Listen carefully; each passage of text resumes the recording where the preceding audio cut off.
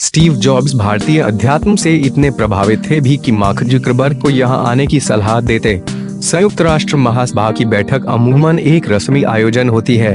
इसमें मीडिया की नजर किसी राष्ट्रीय प्रमुख के भाषण से ज्यादा इस बात पर होती है कि उसकी किस दूसरे महत्वपूर्ण नेता से मुलाकात हुई। 2015 में जब प्रधानमंत्री नरेंद्र मोदी इस बैठक में भाग लेने न्यूयॉर्क गए तो शुरुआत में यही हो रहा था, लेकिन जब उन्होंने टाउन हॉल स्थित फेसबुक मुख्यालय में कंपनी के संस्थापक और सीईओ मार्क जुकरबर्ग से मुलाकात की तो शायद भारतीय राजनीति के इतिहास में पहली बार मीडिया ने इस मुलाकात को मोदी की बाकी राष्ट्रीय प्रमुखों से मुलाकात से ज्यादा तवज्जो दी।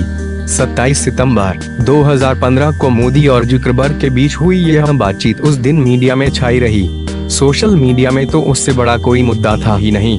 उसी दिन यहाँ एक खबर वायरल हो रही थी कि डिजिटल इंडिया के समर्थन में जिन लोगों ने प्रोफाइल पिक्चर को तिरंगे में रंगा है उन्होंने अनजाने में ही फेसबुक के एक विवादित कार्यक्रम को समर्थन दे दिया। इस खबर के बाद लोग लगातार यह सवाल पूछ रहे थे कि क्या यह कैंपेन किसी षड्यंत्र का हिस्सा है। हालांकि बाद में जब फेसबुक ने आधिकारिक रूप से इस खबर को नकारते हुए स्पष्टीकरण दे दिया तो सभी लोगों को इस सवाल का जवाब मिल गया और यह विवाद भी खत्म हो गया। लेकिन मोदी और जुकरबर्ग की इसी मुलाकात से जुड़ा एक सवाल ऐसा है जिस पर सोशल मीडिया में अब भी कयासबाजी चलती रहती है। मोदी से मुलाकात के दौरान मार्क जुकरबर्ग ने इस बात का जिक्र किया था कि एक समय जब फेसबुक बहुत बुरे दौर से गुजर रहा था और कंपनी के बिकने की नौबत आ गई थी तो एप्पल के सीईओ स्टीव जॉब्स की सलाह पर वे भारत के एक मंदिर में आए थे।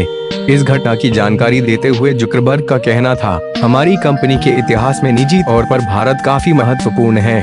यह कहानी मैंने सार्वजनिक रूप से कभी नहीं सुनाई और बहुत कम लोगों को इस बारे में पता है। जब चीजें ठीक नहीं चल रही थीं, कई लोग फेसबुक को खरीदना चाहते थे।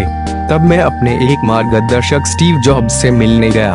उन्होंने मुझे सलाह दी कि मेरा अपनी कंपनी के लिए जो मिशन है उससे दोबारा जुड़ने के लिए मुझे भारत के उस मंदिर में जाना चाहिए जहां वे खुद अपने शुरुआती दिनों में गए थे।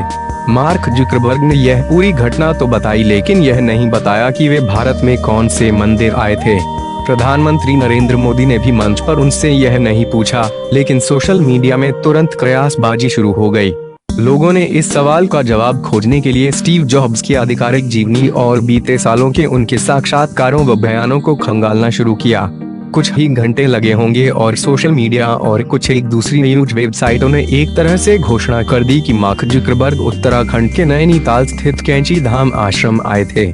इसका आधार यह था कि स्टीव जॉब्स जब 1980 के दशक में भारत आए तो उनकी मंजिल भी नैनीताल स्थित नीम करौली बाबा, प्रचलित नाम नीम करौली बाबा का यही आश्रम था।